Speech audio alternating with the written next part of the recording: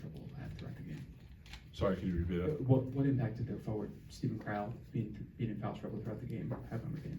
You're saying what's the impact of him Yeah, being yeah. in foul trouble? Yeah. I mean, I don't know how many other teams in the country start 2 7-footers with Crown winner, and I think I don't really know what to say about his foul trouble. I think that Vlad did a great job of trying to punish him, and it's always nice when you get the starting 5 in foul trouble, no matter who the guy is or what team it is. And I think down the stretch, we kind of just tried to go to what was working, and they had Nolan Winter guarding it, and I don't really know how much of a difference it was, but Vlad did a great job at just trying to get their bigs in foul trouble. Right in the middle, you guys. Vlad, you really came alive in that second half offensively, especially. Can you just talk about what was working well for you there?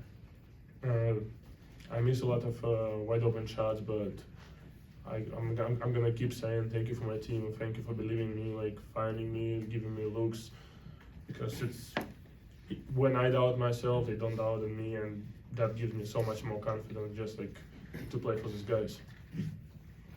Right here.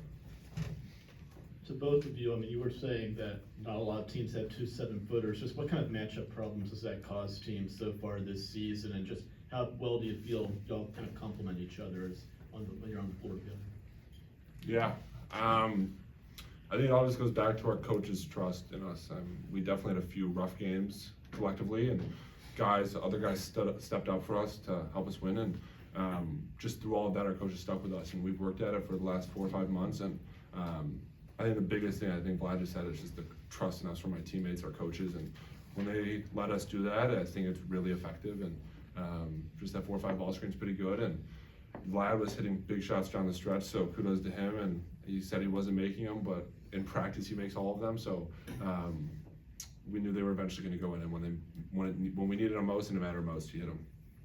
I would like to add that we're still working on the way how we play. I feel like we fairly new team, but I feel like we make huge steps forward to just play together and learning each other. Mark up front.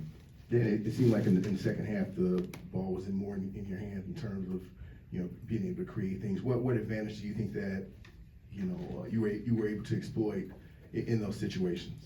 Yeah, I think it goes back to, I think it's all, I mean, for me personally, it's a mental thing, and just the sense that when my coaches give me the confidence to do that, it just makes it so much easier.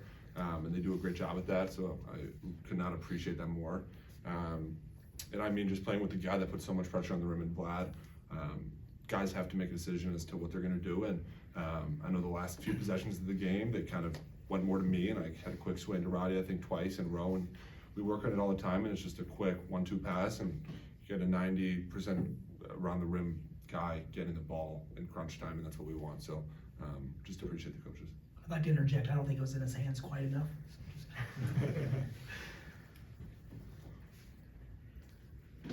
Okay, for the players, just a question for the players.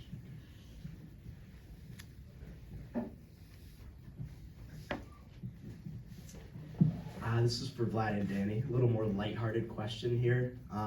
So we saw this duo throughout the season, but more so in this game. I'm wondering if you guys have come up with a potential nickname for your duo. We were just talking about. Right. Wow. We were just talking about this, and our media guys were trying to come up with something, and It's in a work in yeah, progress. so we're trying to figure that out. Follow Michigan basketball and you'll see Socials, everything. yeah. So it's a work in progress, but it's gonna probably tonight or tomorrow we'll see. So follow Michigan basketball socials. We're working around the clock on it. Yeah, but shout out Ben Goldberg. Okay, thanks, fellas. Appreciate you.